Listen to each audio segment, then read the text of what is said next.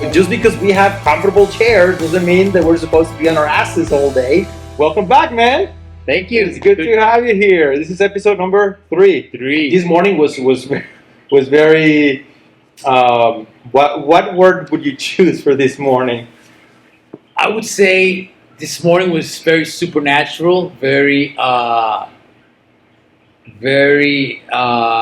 would you say, well in order, like something that was supposed to happen, but in some weird way that's out of our control, like something that was meant to happen, and it was an experience that was really, really good. You know, the way I see it is, first of all, I guess our topic is going to be on healing plants. Plants Plants in general, right? The spiritual medicine. So I'm glad we're on that subject because today, you know, I actually did Kambo and I did Bufo, and I've done them both before. And these plants, you know, for me, they help me with my physical healing and also my emotional healing.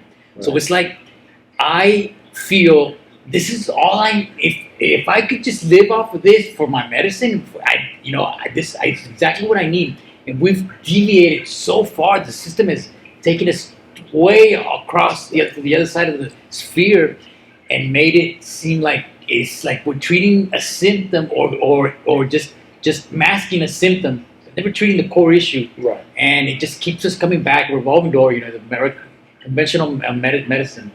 And so if we could really just go back to the old, of the ways of our ancestors and the knowledge, which was more simple, and keep it simple, we'd advance so much more as a species, I think. You know? For sure. I think one defining factor in the human experience is that we're always trying to make things easier, not understanding that growth comes through hardship. Right, so we are always striving to make things smoother, easier to deal with. You know, don't feel pain. Don't be sad. Don't the struggle. No. You know, just avoid the struggle at all costs. Right. So I think we have created a system in which everything is just so easy. I can eat whatever I want, however much I want, of all junk, you know, sugar, because sugar tastes good, and you know, let's live for the pleasure of the senses and things like that. On the last episode, we touched on a very interesting topic. To me, is the benefit of the stress. We often hear about how horrible this stress is.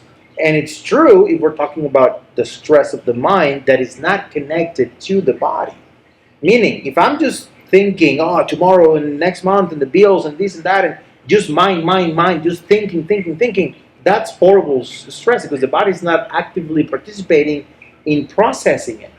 But when we talk about the stress of the body, like ice baths, like exercising, right? Ripping the muscle apart to build it stronger, all those stressors are what we need to be able to get better, to get faster, to get more in tune with nature, with life. Yeah.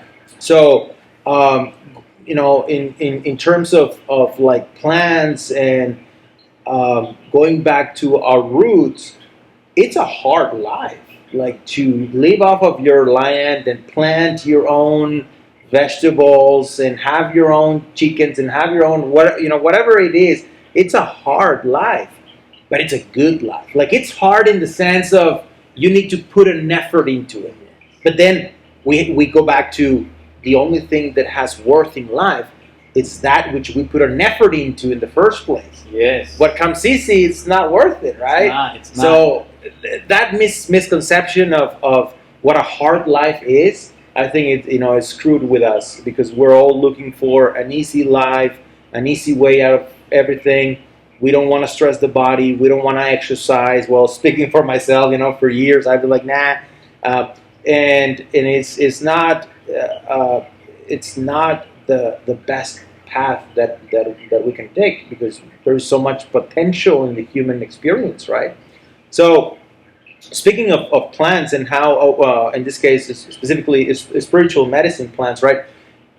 that's not an easy experience. Like when you do ayahuasca or bufo or Kambo or whatever, it's a tough process. Like you have to face your inner demons. You have to. It's not a pleasant experience in the sense of like the normal. Right. It's pleasant in the sense of the growth because you know that you're putting light into those areas of yourself that have been abandoned or pushed down or repressed, right? So anyway, this morning you did Campo and you did Bufo. So let's start with Campo. I think that's the one that you did first, right? I did, yes. So how was it? It was the last time that I had it. It knocked me on my ass. This time I cannot. I mean, it was a feeling that you feel like shit. You feel like it doesn't make you feel good. Right. But I was able to just sit still, which usually makes me want to pace, and I didn't.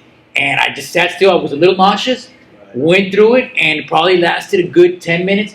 But I know that the effects that gives me. I mean, I won't get sick. I'll feel healthy, and I go to the doctor. I mean, just to get checkups on my blood. Everything is fine. Everything. I don't take no medication whatsoever. Of course, I also live a healthy lifestyle as well. And so, but I felt like I was getting a sore throat and stuff here in the past few days, and I said I better. And I knew it was coming up, so I said I better go and do it because it really, literally eliminates all that stuff. And people around me get sick, but yet I'm immune to that. This stuff this stuff works. Yeah. I mean, at least I applied it in my life. I don't know. Have you ever heard the story about how they actually came about with Kambo and the legend? No, I'm not. Okay, well, supposedly there was a tribe back then in the Amazon somewhere that were dying off, and the shaman didn't know what was going on. This was way back when, Right. and so he had no idea. He was giving them whatever that he could and he knew about, and none of it was working. So he went into one of his journeys or one of his sessions, and he got in some message and stuff that told him, take this frog, take the toxins off, and burn the people or do that, put it on their skin, and then that's going to help where your fellow tribes they won't die anymore. And sure enough, that's what helped them. Wow. And so literally what happens is when we put this toxin on our body, our body goes into shock, and then our cells start to activate. The shaman likes to call them the SWAT cells, and then it just starts healing everything that's in the path of it, along with this. And so that's exactly what you're going through. Your body goes through a state of shock. That's what makes you feel like crap. But then once you come out, it's the most beautiful thing. Right. Yeah. And it's more of a physical cleanser, physical clean, physical, kind of more of a physical thing. And then it's very interesting. You mentioned the story of how it came to be, because that's how every natural medicine that the shamans or the medicine men have worked with. Like they connect to a plant, they connect to spirit in such a way that they understand the message of each plant, of each animal, right? So there is actually a meditation. I call it an observation meditation, where you observe a plant or a flower or even an insect for as long as it takes, which can be often hours, until your consciousness starts to understand the information that is held within the plant. And it's mind-blowing because you basically go into, and you've experienced this where when you are doing a spiritual medicine and you connect to a tree and you understand what the tree is saying and you understand the message of the tree. So it's just amazing how we have disconnected ourselves from life, and then we blame it on everything, but we don't want to take responsibility for the fact that we're just not connected to life the way that it was meant to be. It's so funny you took the words right out of my mouth, because I was going to say we've lost this connection to it. Just the stuff that's around us with the trees. I mean, literally, we're so disconnected, and we're just in our own world. And we got stressors, like you say, stressed about this and that. And in reality, it's really not that big of a deal. You know what I mean? We blow it up so way out of proportion, and we let it sicken us. That's right. Sometimes even physically. Definitely mentally. Sometimes emotionally, and even manifest into some sickness and stuff like that. And it was really all that worth it, and it was never really that important to begin with, That's right. That's right. I'm very excited that Kambo is being offered throughout the U.S. Like a lot of holistic centers are now utilizing it, and it's becoming more of a common knowledge among the holistic tribe. Yeah, Right? it's great to hear. So I'm happy about that, and I do often wonder what is the future of humanity, at least in the near future, like for myself, my lifetime, my kids. Like, what are we going to do? Because this is the path that we're on is completely unsustainable, and we have to get back to the real life, right? So, and that's one of the reasons that for me now becoming physically active is becoming more and more important, because life forces you to be active. Like it's not natural for somebody to be sitting, on a couch for hours. That's not according to life. Like it's just that's not how it is, right? So just because we have comfortable chairs doesn't mean that we're supposed to be on our asses all day. And anyway, for some of us, our job requires us to be kind of not moving too much throughout the whole day. Well, guess what? I'm gonna have to at least for an hour, each day, do a little bit of a workout and get the sweat going. So anyway, this video is turning a little bit longer than we had planned. But what do you say for the next video? We talk about the Bufo experience.